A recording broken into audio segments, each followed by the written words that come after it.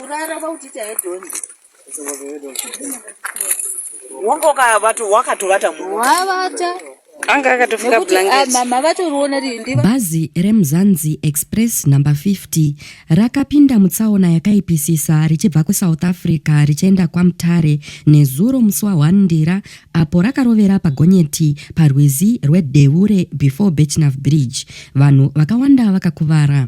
Mhuri yeZimbabwe ndinokuchingamidzai zvakare panonzi pano ndapota musakanganwawo kusubscribe, kufollowa nekulikewo vhidhiyo rino zvakare nekurishare. Izvi zvinobatsira kuti risvike kure kune hama neshamwari dzenyu dzisati dzariona.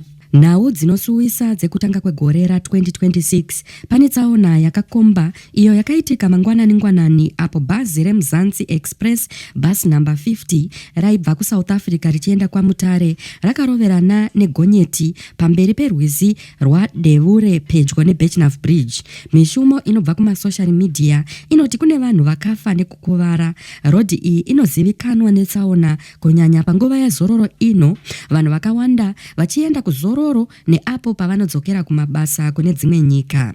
Veduwe, tyairai mota nekungwarira mumigwagwa umu uye nyengeterai musati mapinda munzendo.